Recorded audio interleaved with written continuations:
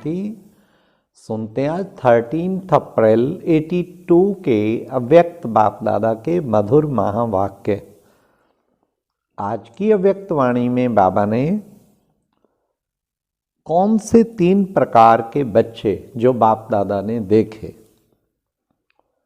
फिर संपूर्ण त्यागी बनने के लिए 2 प्रकार के विघ्न हैं, वे कौन से हैं, तीसरा सोने की जंजीरें कौन सी हैं जिनका भी त्याग करना है, और चौथा त्याग कोर्स का लास्ट संपन्न पाठ कौन सा है। तो सुनते हैं 13 अप्रैल 82 की अव्यक्त मुरली, त्यागी महात्यागी की व्याख्या। ये है मुरली का टाइटल। बाप दादा सर्व ब्राह्मण आत्माओं में सर्वस्व त्यागी बच्चों को देख रहे हैं। 3 प्रकार के बच्चे हैं, एक हैं त्यागी और दूसरे हैं महात्यागी और तीसरे हैं सर्वस्व त्यागी। तीनों हैं ही त्यागी, लेकिन नंबरवार हैं।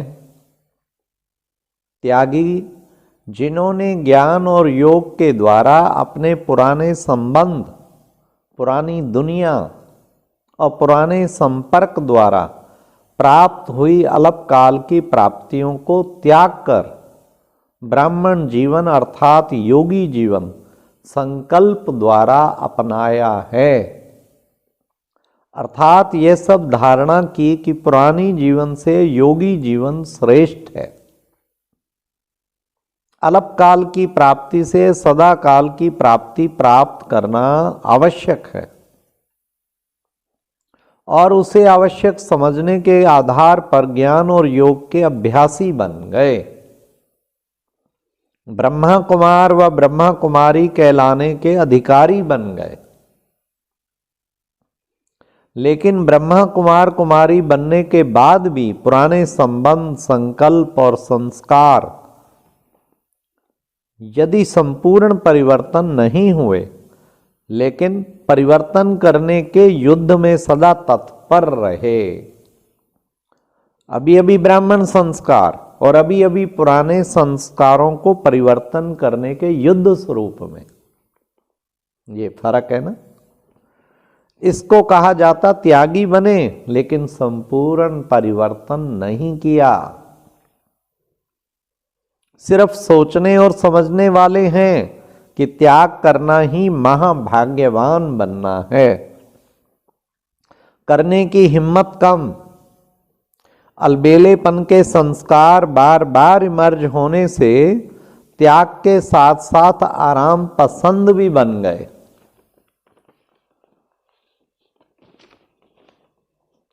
समझ भी रहे हैं, चल भी रहे हैं, पुरुषार्थ कर भी रहे हैं, ब्राह्मण जीवन को छोड़ भी नहीं सकते। यह संकल्प भी दृढ़ है कि ब्राह्मण ही बनना है।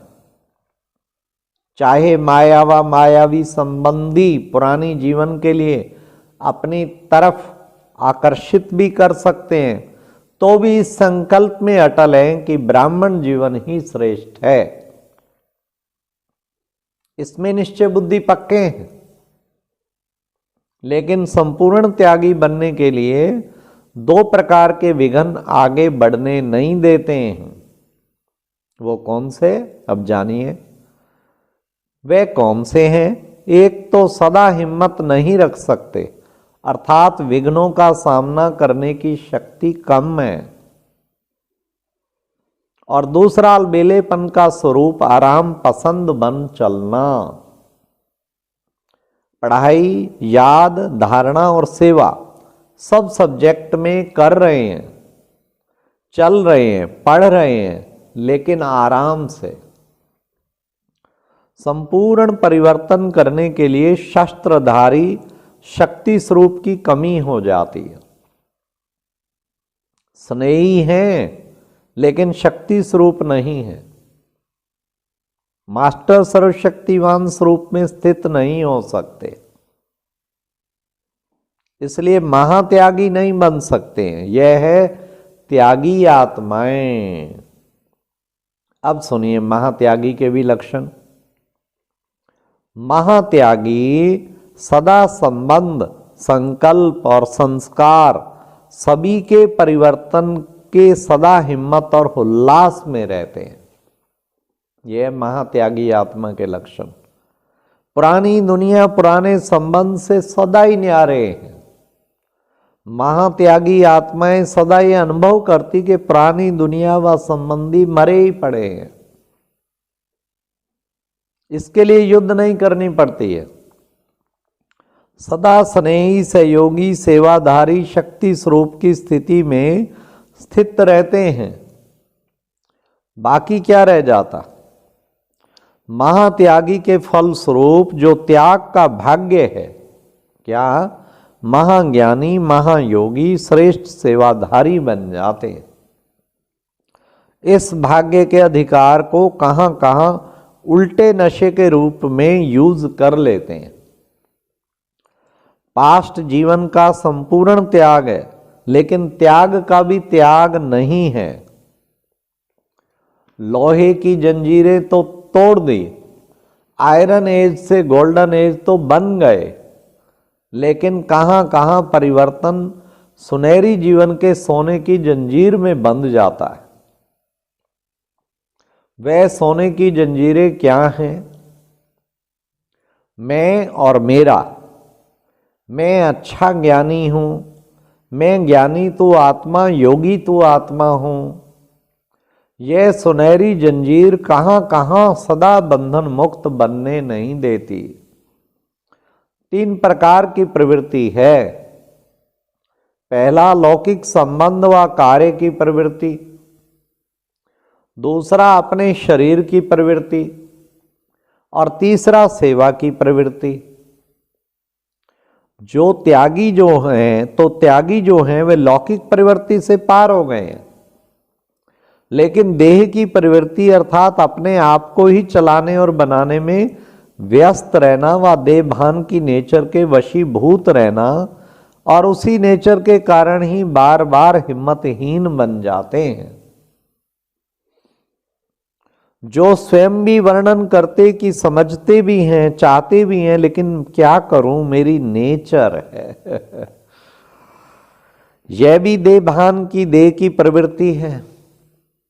जिसमें शक्ति स्वरूप हो, इस प्रवृत्ति से भी निवृत्त हो जाए, वे नहीं कर पाते हैं। यह त्यागी की बात सुनाई, लेकिन महात्यागी लौकिक प्रवृत्ति, देह की प्रवृत्ति दोनों से निवृत्त हो जाते, लेकिन सेवा की प्रवृत्ति में कहां कहां निवृत्त होने की बजाय फंस जाते हैं।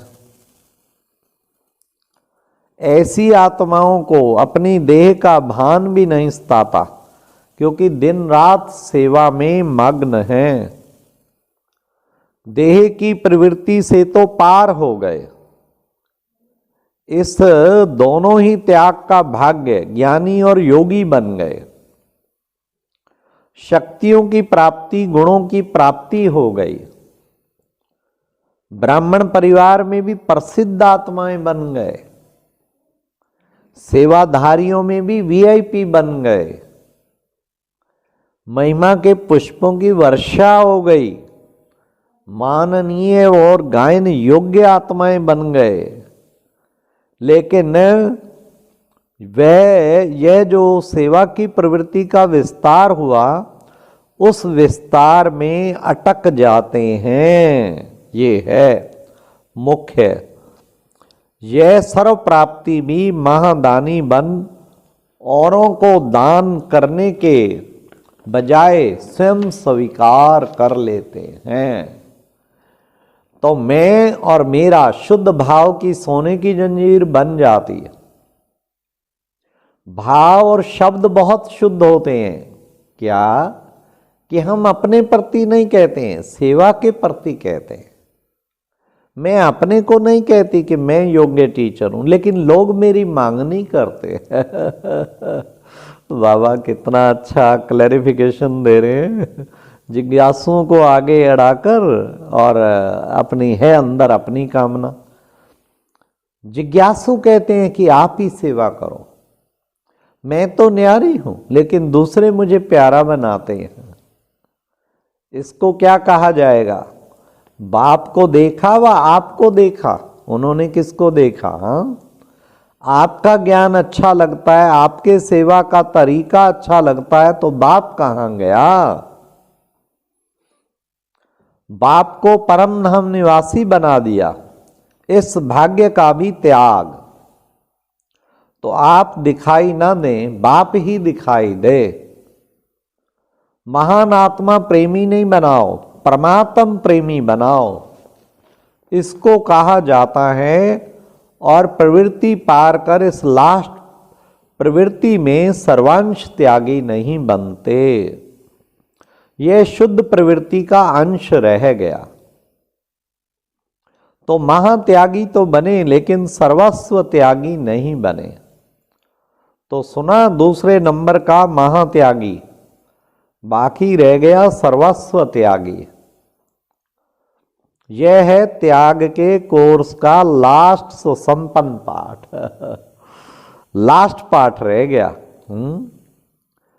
वह फिर सुनाएंगे, क्योंकि 83 में जो महायज्ञ कर रहे हैं और महान स्थान पर कर रहे हैं, तो सभी कुछ तो आहुति डालेंगे ना। वह सिर्फ हाल बनाने की तैयारी करेंगे, औरों की सेवा तो करेंगे ना। बाप की प्रत्यक्षता की आवाज बुलंद करने के बड़े बड़े माइक भी लाएंगे ना।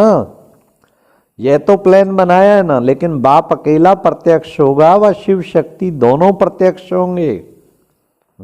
दोनों ही चाहिए ना। तो बाबा ने कहा अकेला तो नहीं होगा, तो बाप बच्चों सहित प्रत्यक्ष होंगे।